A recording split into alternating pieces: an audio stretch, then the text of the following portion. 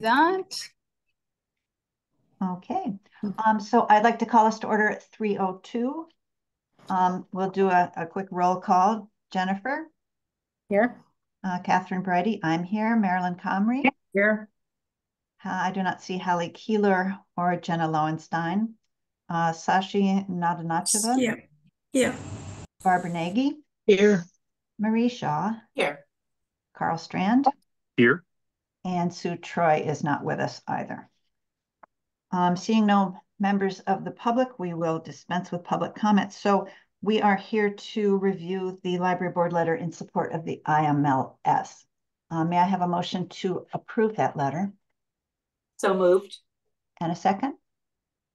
Second. Okay. That opens us up for discussion. If you don't mind, I'd like to start with some commentary that I've received between sending out the letter and now.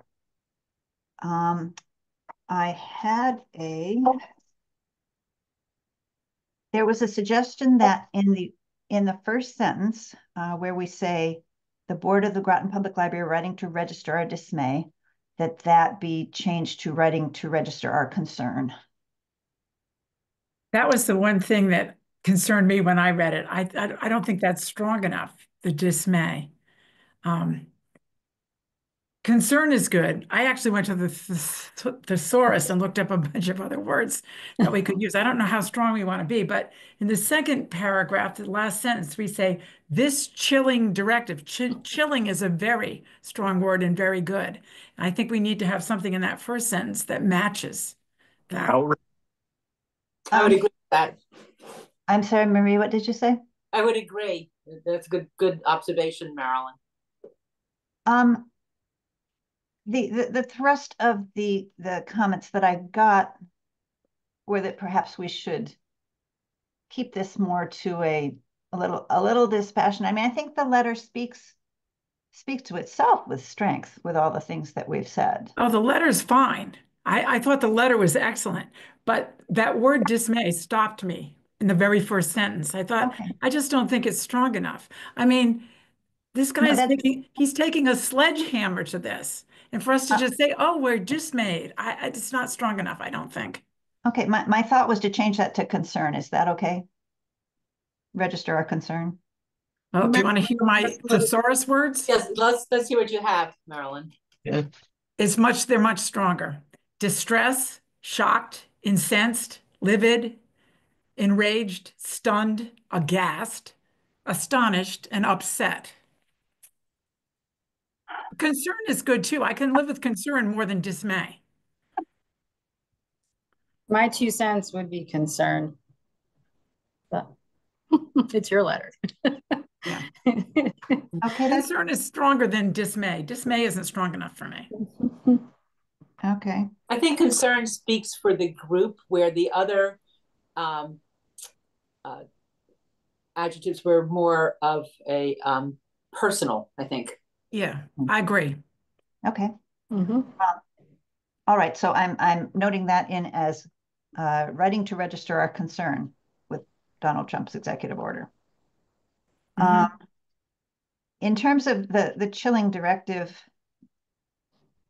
I was wondering if we could just downgrade that a little bit to the wording of this directive.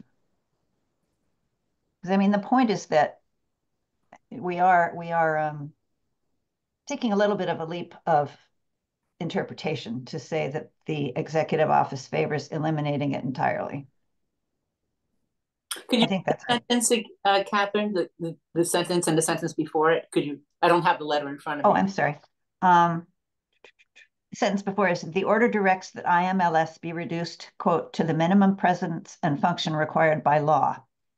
And then I'm suggesting the wording of this directive suggests to us that the executive office favors eliminating IMLS entirely. So my opinion is that chilling and ill-advised can be construed as subjective. And I feel that we are in an environment where we're not always encouraged to express our opinions, unfortunately. So I'm a little bit nervous about it. I think if this was written like 4 months ago, things were very different. And I'm concerned that we might be revealing our political leanings. So I'm not comfortable. I mean, I'm happy to step down or not have contribute my name, but I am worried. My preference obviously would be that the entire board be in support of the whole letter that we craft. So Is however, there a word instead of chilling that suggests concern for, you know, legitimate reasons like effects on our programs? Something that's a little less, sounds a little less political and a little more aimed at our real concerns about the services we offer. I can't think of anything off the top of my head, but You think something more factual? Stay with the yeah. facts. Opposed to I would also defer to Sashi. I know it's your letter. I also feel that we're putting a lot of emotion to certain things that actually, I don't want to say have not happened yet. All of these things have said this is what is happening, this is what's going to continue, but nothing has been completely cleared out yet. So what we need to do is, express, as I think Marie just said, fact that this is why we're writing this letter. We are in support of full funding, XYZ, rather than getting into, as Sashi mentioned, subjective words and emotional tensions, which all duly noted. But I think just having a group effort into writing this is showing your stance on how strong as a group you are. But that's, again, my opinion. What was the wording you wanted, Catherine, that you wanted to change it to? I was just going to take it down to sheer flat language. The wording of this directive suggests to us that the executive office favors eliminating IMLS. I'm okay with that.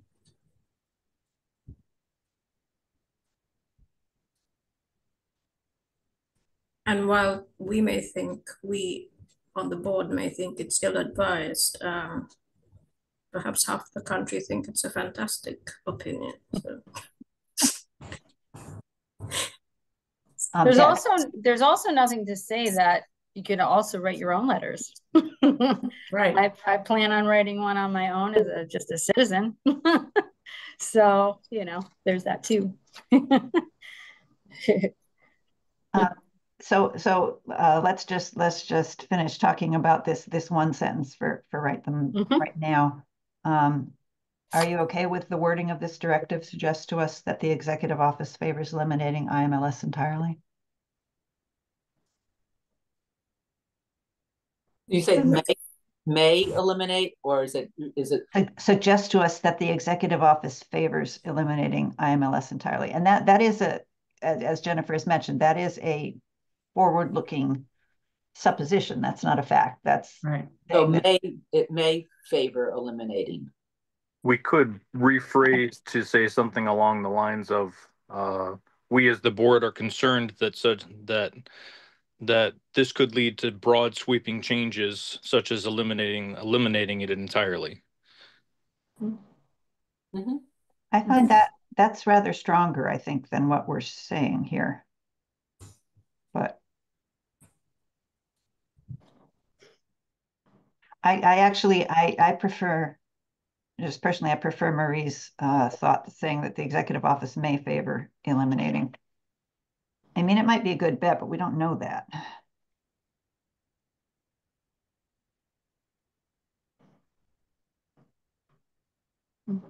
One thing that I noticed reading the letter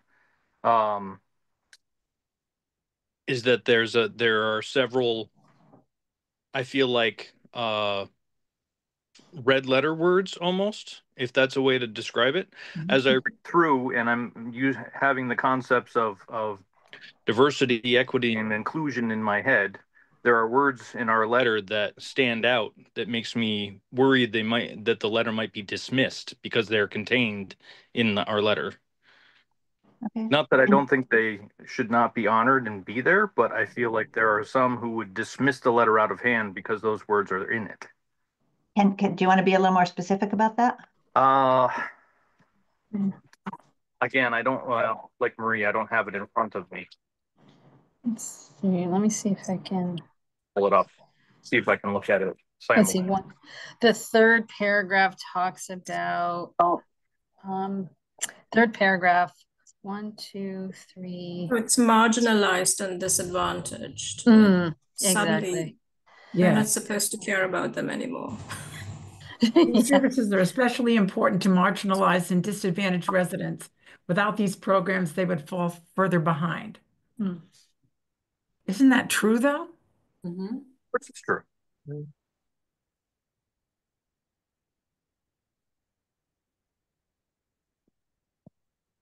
I mean, you could also take it too is to whom we're writing this to. I mean, going to our congressmen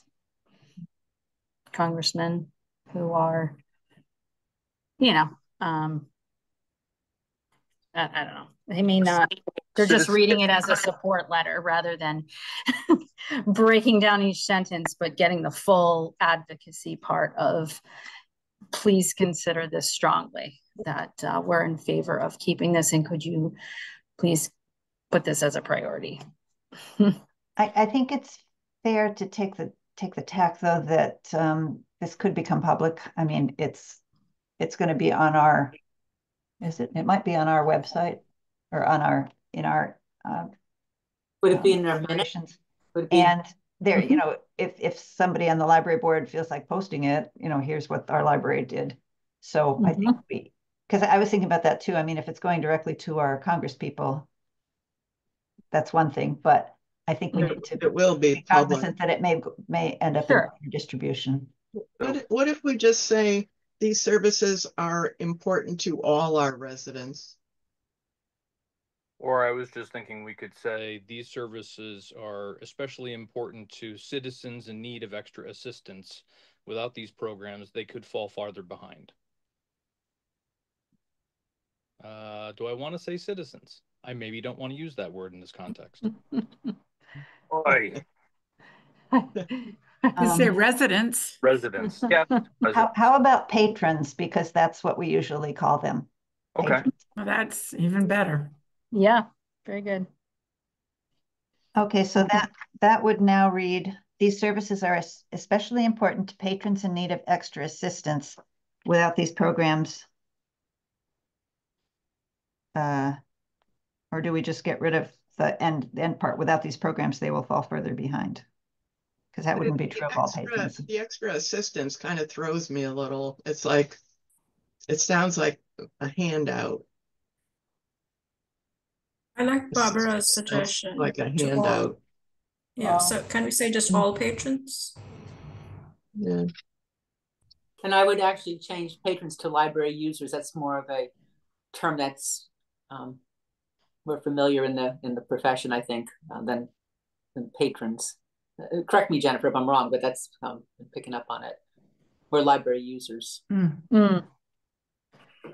Yeah, I like that better.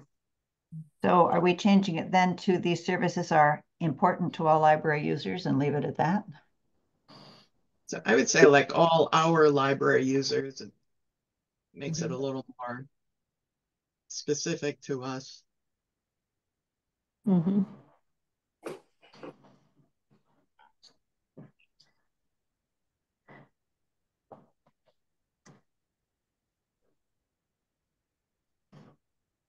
Yeah.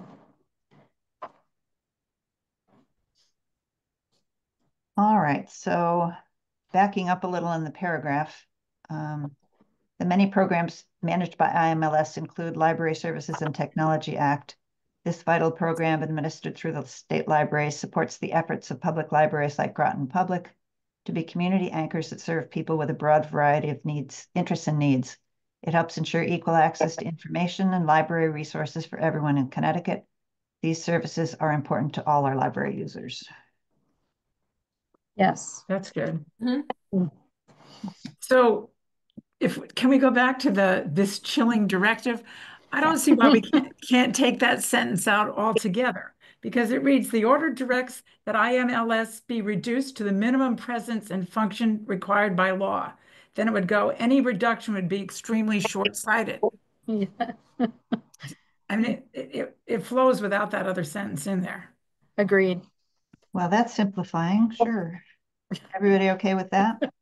Yeah, yeah. It does put us on a little bit of a higher footing for not making any suppositions about the future. Yeah. Mm-hmm. I kind of and I kind of grappled with this myself in drafting the letter, or participating in drafting the letter. The what are the words that I'm getting I can interpret that if we just follow the law, it's going to be okay. So could you just read the sentence again where all services are we asking for more than what's allowed by the law? I guess that's my question. And I have to confess I have not read the law. But do you mind just reading the sentence, Catherine, the two that we just The beginning of that paragraph? Yeah. While some IMLS activities may be preserved under this order in the near term, we are unanimous in asserting that all programs and funding should be fully retained. The order directs that IMLS be reduced to the minimum presence and function required by law. Do we need that? The minimum? That's a direct quote out of the order, so I don't see the downside in putting it in there. Unless it justifies some to say, well, that justifies more than law. Yeah, that's what how I'm coming from it. We'll get the law, and then that's all they can ask for. They shouldn't ask for more than that. That's where I'm coming from. Yep. So keeping that first sentence. That sentence. Yeah.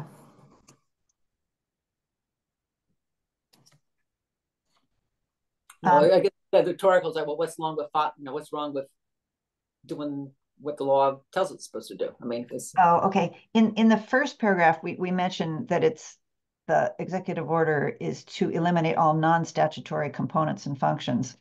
So that's the background to that, because there's, as one of the websites said, there's shall do things and may do things.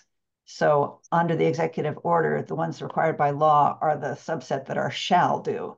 But then there's a bunch of things under may do, which is what this executive order is taking aim at right now. I didn't really realize that. And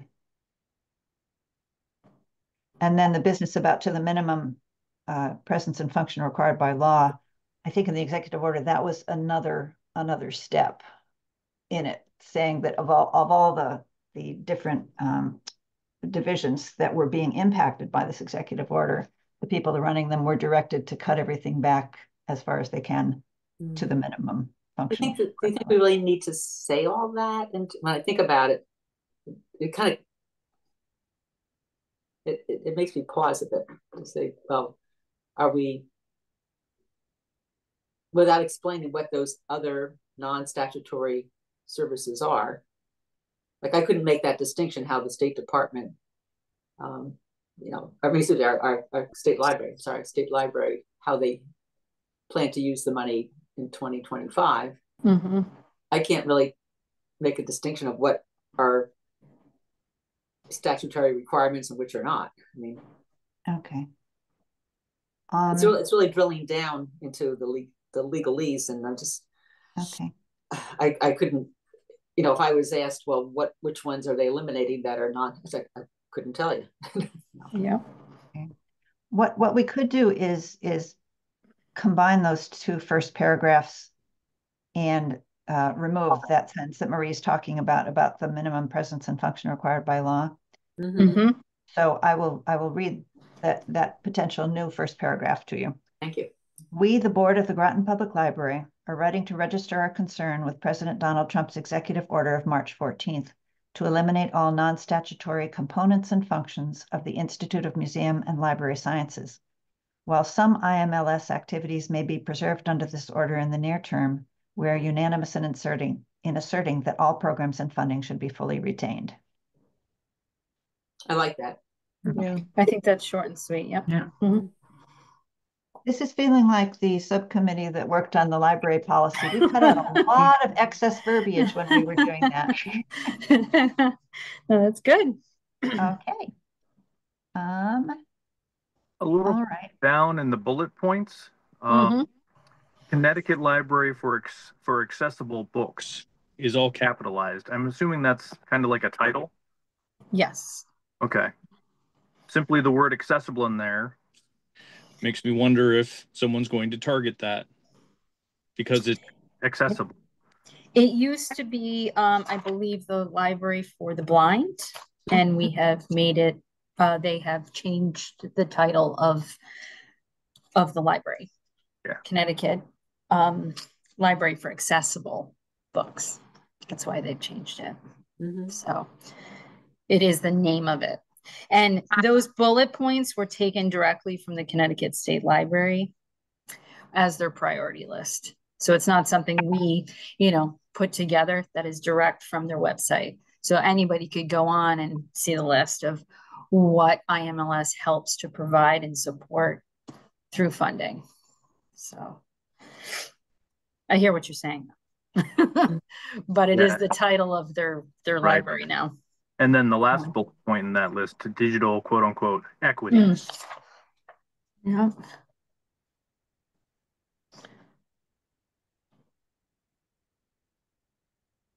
How about digital access? That's what I was just going to say. Yeah, I was going to say That's that good. too. Yeah.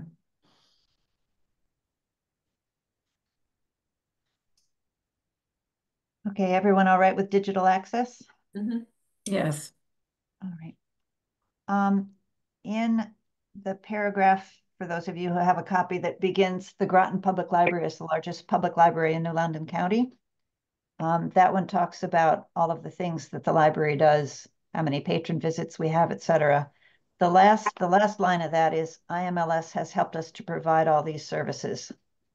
And there was a suggestion that we just delete that for the sake of real accuracy.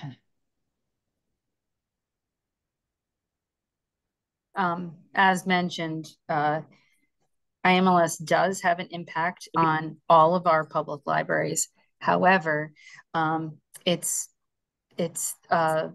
funded through our towns, the citizens of the town that would provide for this, the day in, day in activities, so programs and visits, and IMLS indirectly affects things that we do, say interlibrary loan delivery, things like that.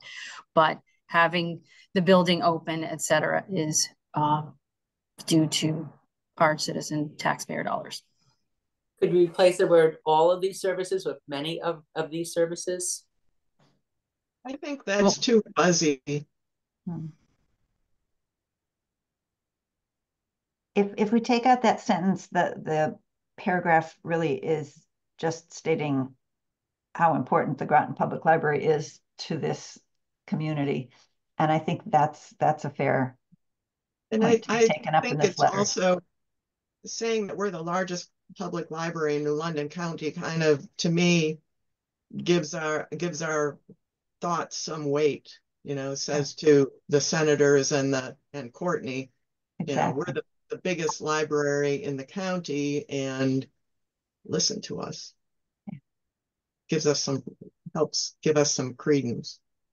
So I think having that paragraph in there for just that reason without linking it to IMLS support makes some sense.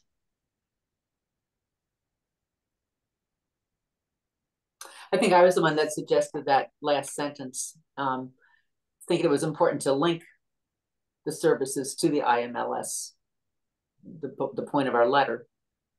Well, if you use that, then you'd want to say something to the fact that IMLS indirectly helps support, because you don't want to get the tit for tat that Right.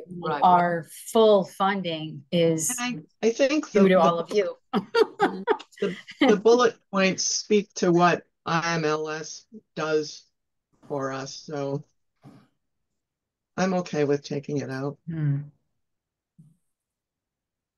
I'll defer to you. It's okay. Yeah. Pull it out.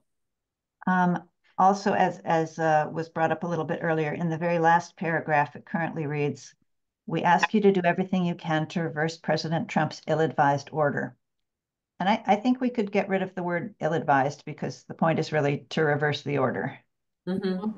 And those are rather emotionally charged words. Mm-hmm. Mm-hmm. That's a good idea.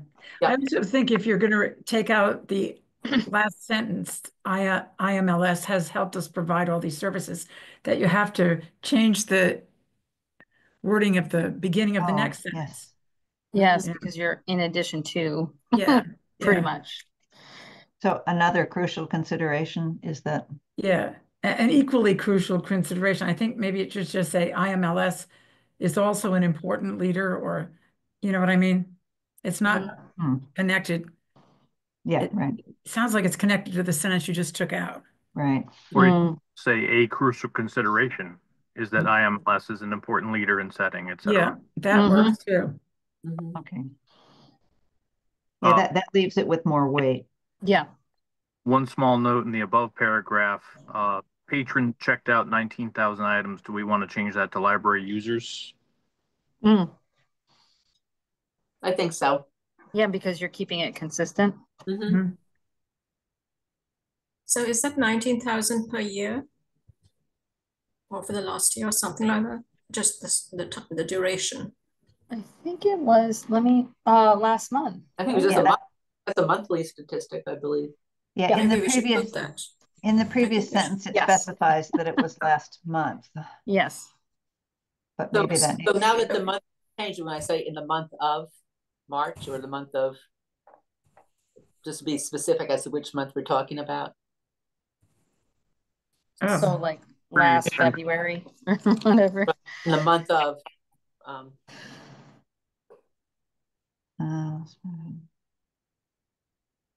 how about during that same time, patrons checked out?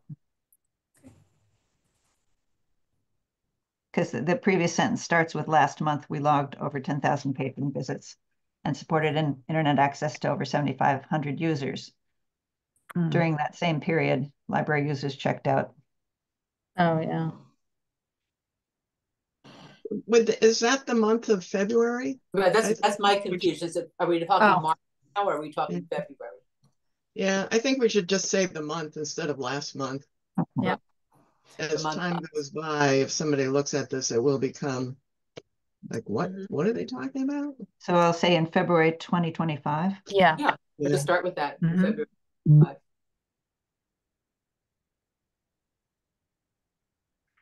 So is there an amount that can be quoted as to how much funding is going to be slashed, or should that not be put in writing? Well, to be fair, it'd be great to have that, but because it's indirect and because the amount of aid that goes to our state library, they basically match it. So to quantify if we're saying specific to us or specific to the state library, to probably have to get that data from them. But they wouldn't, like I said, it's one of those bridges of how much they put into each service from the state as opposed to how much IMLS. They probably have a formula. So I think noting what services could, as noted in the letter, what could be terminated, because even if we have half, it might still have to go away. I wish I could provide more specific. In fact, I'm actually surprised because I went on the state library today to see if there's any new data about what's happening, and there was nothing. So nothing yet. Anyway, maybe they're just waiting. Another issue I have, I think if we're taking out that last sentence, IMLS has helped us provide all these services, that the paragraph about the specifics of the library should move under the paragraph that starts with the crucial consideration, because that ties more in more with the list that's above. It seems weird to all Yeah, of a I see sudden what you're the saying. middle, we're talking about what Groton Public Library is, and then we go back to what IMLS does. That's a great idea. Mm-hmm.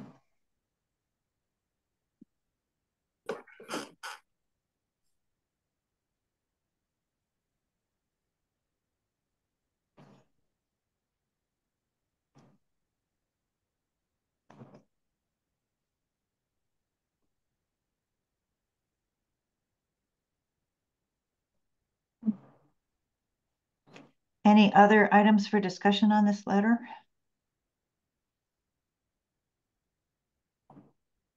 Jen, do you want your email address or both? Yeah,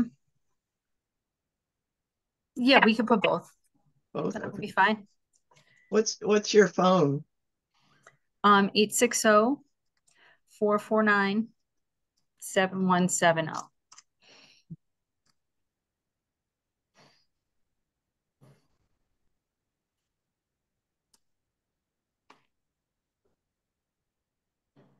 Now, would you like me to go back through all of this before we vote on it? All of the changes that we've talked about? Okay. I will start reading. Okay, so the alterations that we're going to make begin in the first paragraph. We will say, we are writing to register our concern with President Donald Trump's executive order in place of our dismay. In the second paragraph, we are taking out the second sentence and actually moving the first sentence to join the first paragraph, so that after the first paragraph, the next sentence will say, while some MLS activities may be preserved under this order in the near term, we are unanimous in asserting that all programs and funding should be fully retained. So that's the end of paragraph 1. At the end of paragraph 2, when we are talking about all the things that the IMLS supports, the sentence that we're retaining says, it helps ensure equal access to information and library resources for everyone in Connecticut. The change sentence follows it saying, these services are important to all our library users. So no commentary about marginalized and disadvantaged residents. Moving to page 2, the final bullet of the Connecticut State Library's 2025 priorities is going to be changed from digital equity to digital access. Then the next one would be, a crucial consideration is that IMLS is also an important leader in setting digitization. That just gets rid of the connection of it to a sentence that no longer exists. After that paragraph, we're moving in the one about the Groton Public Library. Mm-hmm. And the final sentence of that paragraph is now, in February 2025, we logged over 10,000 patron visits and supported internet access to over 7,500 users. During that same period, library users checked out 19,000 items and more than 1,100 people attended our programs. And then finally, in the last full paragraph, it says, now, we ask you to do everything you can to reverse President Trump's order and hope the information in this letter will help in that effort. We've taken out the words ill-advised. Beyond that, we're adding Jennifer's email and phone number, and that's all I recorded. Mm-hmm. That's all right. Very good. So all in favor of approving the letter with all of those changes, please say aye. Aye. Aye. Anyone opposed? Anyone abstaining? That carries unanimously, and we do have a quorum. So thank you so much. Thank you, Catherine. Yeah, I appreciate Barbara, all your work on this. Very good. All of you. Thank you. The subcommittee, as you know, was Marie and Barb and I with Jennifer. And thank you all for doing a wonderful job. Thank you for attending today. Yeah. Short notice. Barb, do you that. need anything to finalize this, or? No, I'll do those changes. I just need to talk with both of you. I assume we're emailing this. So then the question is, whose email account does it come from? And there should be some sort of cover email, just saying the attached letter registers the concern of the Groton Public Library Board regarding blah, blah, blah, sincerely. And then it could come from Jennifer's account, or it could come from Catherine's personal account. Do you think that you don't think that there's some heft to sending an actual snail mail letter? I was having the same thought. It takes a little more effort, and it's hard Both. copy in their hand. I certainly I was told by a Connecticut lobbyist that actually handwritten letters are what get the most attention, which made me think that actual paper can carry some weight.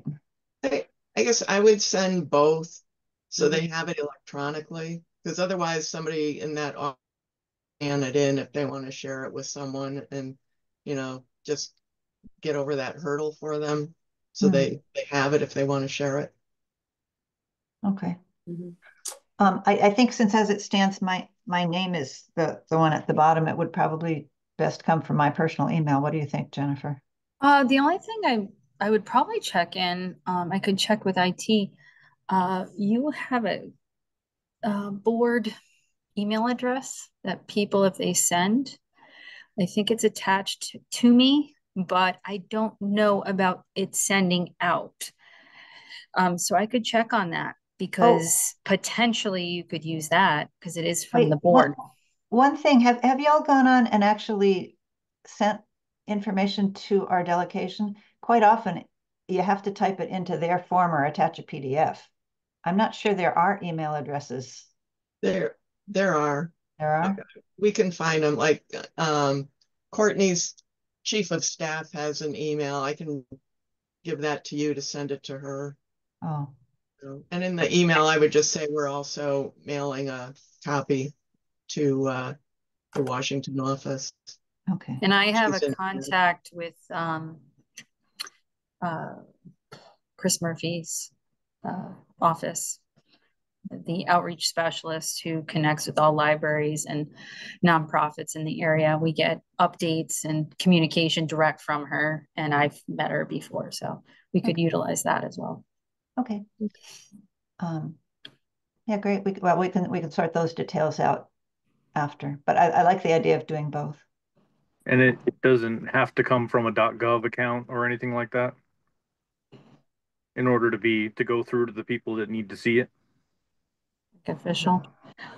Well, like I said, I could double check on the I keep wanting to say council at Groton, but there's a board, library board, because due to we talked about this at one time, that having all your information out there, it could divert to an email address. Right. We've never used it before to send out. So I will check on that today and see if that's something we can utilize, and then you can use that. And then should any communication come back, I believe it diverts to me. So I can get some more details on that today. Great. Good. Because that might be easier, and then you don't have to use your personal email. Does anyone know, going back to the point of copy and pasting a letter into a template, do our senators and Congress and have that? And I remember doing that when I was on CLC board for I would use our personal contacts. I think pasting the 2-page letter into the form is kind of cumbersome, and it is, but there was some like Ayanti in Courtney's office is very involved locally, and I think for her to get this personally will mean More. something. Yeah, I think so. Yeah, she was actually, Barbara, she was just here a week and a half ago. We gave her a tour of GMTV studios. Oh, So Great. I like her a lot. fresh in the mind, so we can Yeah. definitely connect with her. sounds Yeah. good. Any other commentary or suggestions? May I have a motion to adjourn? We all want to stay. Oh. That's nice. So moved. Second. All right, so we're closing the meeting at 3:42 p.m. Thank you so much, everybody. Really appreciate your time. No, Thank you all. Yeah, Thank see you you. Thank later. you. Bye-bye. Bye.